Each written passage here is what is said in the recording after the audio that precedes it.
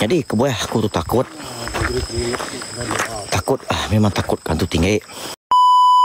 Ni kita kata patih darah. Orang namanya berkayau kelia.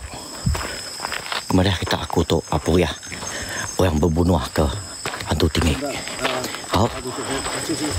Hilang duko kena orang bunuhnya agak berdau panjai. Sudah ini kemudian Pak dia sudah apa aku asai aku bebangan. Aku ni ingat aku bebangan din. Jadi aku tu punya pantai banyak. Punya pantai berbunuh ke hantu tinggi. Lapan kami sebab bisa ngemuan pala hantu tinggi. Jadi aku tu tadi bunyi kuan tadi kita wai natok buya pihak ya. Kita natok buya. Jadi kebuah aku tu takut.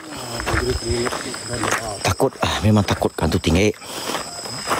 Bunyi kita tadi kita kebunuh bayar deh.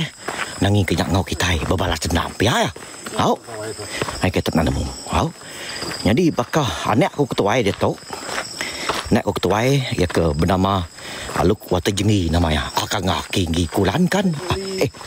Pulangkan aku. Aluk Watajengi namanya. Anak aku tinggi. Anak aku ketuai. Jadi Jengi ketangkat kayaknya banyak orang kebunuh hantu tinggi. Akik menua kelia keturunan. Akik ketik di mana? Akik umbuh ketik kena. Kayaknya dia angkat kanak aku dia tahu. Lepas purih sidak. Purih ngada kita aku purih ngada ke sepiak inai aku akik sebab orang besar tinggi. Orang genggam orang besar tinggi. Tu aku tu jadi ucuk depan dia sekata ya. Aku nama masuk depan dia. Ji tinggi aku tu. Banyak weh. Teka cerita kita. Jadi aku tu tadi memang takut kat tu tinggi. Bukan aku tu sengaja lari boyan. Tak boyan. Ante utai bukai nanai ngawai ulia laban ku bimiat. Biar ya. Tahu. Jadi tak nemu wakil aku bernama Gajo. Gajo wakil aku. Sikit putih pria orang tinggi besar.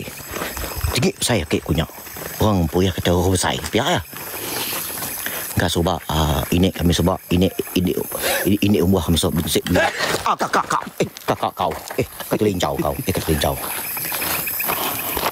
enggak namanya ini kami sebab bisik gila ngau bisik gila ngau sidak orang putih ini ngau degro nya tu lah kek tu besar tinggi wai biar